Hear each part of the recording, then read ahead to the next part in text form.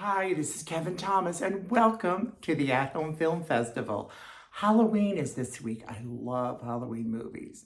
So, to prepare for that, I am going to do horror through the decades. So, this isn't a 9-hour video. I decided to pick one movie for each decade for the past 75 years, one that affected me a lot or is memorable or has stand the test of time as a classic. There are so many movies I had to cut out, so I'm having honorable mentions, like this one, Halloween. I love this movie, yet I picked a different one for the 1970s. And then who wouldn't want to watch Psycho? Another great honorable mention. Trivia people might be interested to know that Janet Leigh in Psycho is the mother of Jamie Lee Curtis in Halloween, so they both are on the list, right? And I could not be complete to not have Carrie as an honorable mention. It was so hard not to make this the movie of the 70s. So I have one for the 50s, 60s, 70s, 80s, and beyond. Let's take a look. Let's go now and start with the 50s and see what we've got to offer, okay? The movie I chose for the 1950s is Invasion of the Body Snatchers. I put this on the list because it had a couple of successful remakes, I will tell you that. But I also picked it because when it was made, no one gave it much thought. It was a low-budget film. No one thought anybody would go to it. Not only was it a critical success, it was a commercial success, and it's become a classic. You can enjoy this movie on Fawn TV. Oh, so good. Oh. The 1960s, I've got Night of the Living Dead. This has had so many great remakes and sequels, but this is the one that started them all, and you could watch it on HBO. It too was a low-budget film that no one thought much of, but it did get a lot of praise.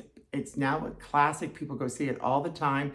And another reason I love putting this on the list is back in the 60s, it did have in an independent film, and a successful one, a lead actor who was Black. A lot of times that was not the case in these old movies, so I was happy to see that. Fun trivia for you. When they're eating the flesh of humans, which is disgusting, they're actually eating a lot of ham, and the blood is chocolate syrup, which totally worked in a black and white film. The 1970s had more of my favorite horror films than any other decade, but I did choose The Exorcist as the one to represent it. First of all, I have to tell you that this movie was one of the biggest hits of all time. In today's world, the money it made at the box office would have been over $1 billion. And it's one of the rare horror films that was up for many Oscars. I think it was up for 12. It won 2. Oh, it's so good. And when you read reports of this movie, like 6 people died while filming it that were involved with it. So people wonder if there was a curse. And also, people that went to see it at the theater often fainted and threw up because it was so horrific to them. Today's audiences are a little more equipped to watch this because we've seen more gory, disgusting things over the years. But in 1973, this was so hard to take. Also, on another note, the scene we're watching here has where Ellen Burstyn gets thrown across the room. She actually really injured her back and she had spine problems. It's so sad that this happened. She told the director they were pulling her too hard to make a great scene and moment. He didn't listen to her safety, which I think they have people on sets for that now. And instead he had her yanked across the room. We're gonna get there in a minute. And this really hurt her, which is very sad to hear. Oh, that was the scene. That's true pain that she's feeling down there. God.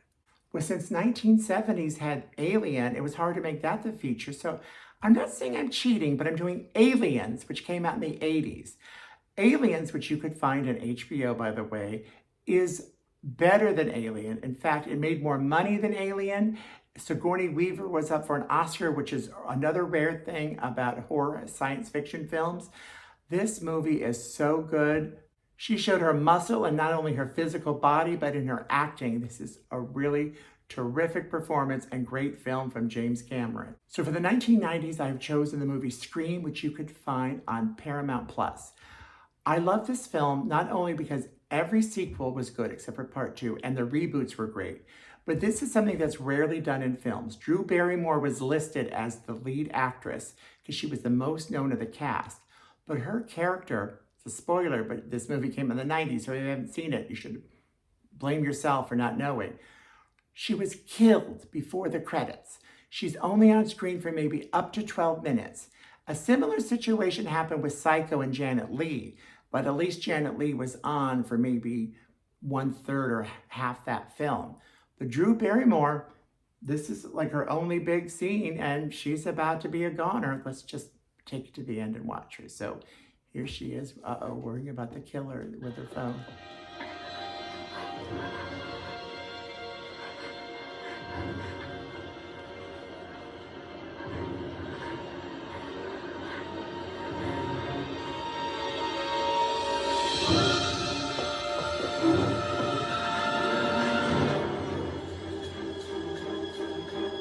There's your parents.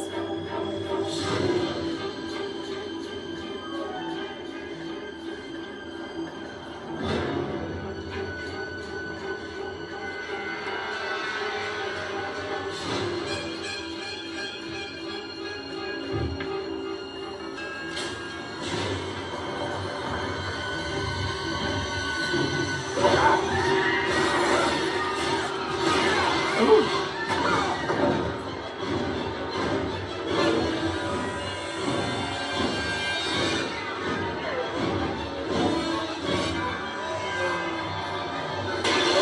Why'd you stop?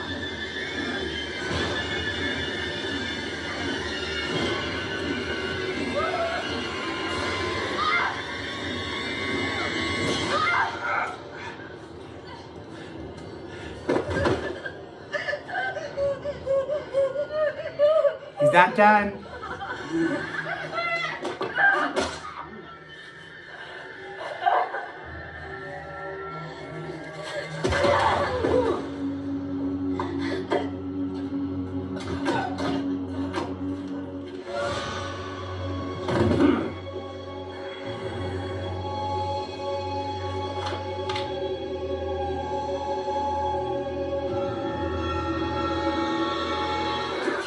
She's still on the phone. Her mother's hearing her being killed. Get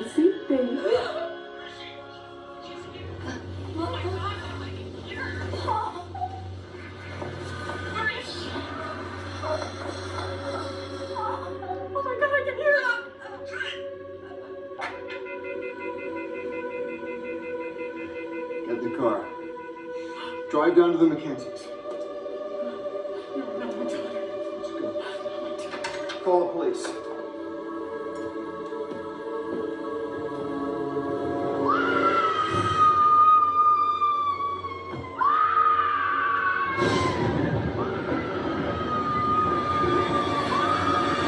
For the 2000s, I picked Saw, which you could find on Hulu. This too led to a lot of sequels, but I learned something in the movie Saw. I could watch people stabbed and cut up and shot and beheaded, but I can't see, for some reason, somebody having a saw and cutting off a body part. Disgusts me. It makes my penis even quiver. It's like, oh, hiding, no. So I learned that from Saw, and of course, the name should have gave it away because it's called Saw, but it just seemed too real to me. I did, however, enjoy Saw the musical because that was a little spoofy, but that was a live show and not a movie. But oh no, can't take it. Get Out on Hulu was such a surprise. It was a small film from Jordan Peele, who already had a great career as a comedy writer and actor. But this is not comedic. He was up for an Oscar. This movie was the little engine that could because nobody saw it coming. It was wonderful. It's on HBO. And this scene too, where he's kind of being put under a spell as she's playing with her tea, sort of soothing him and captivating him and sort of controlling his brain. There's so many layers to this film.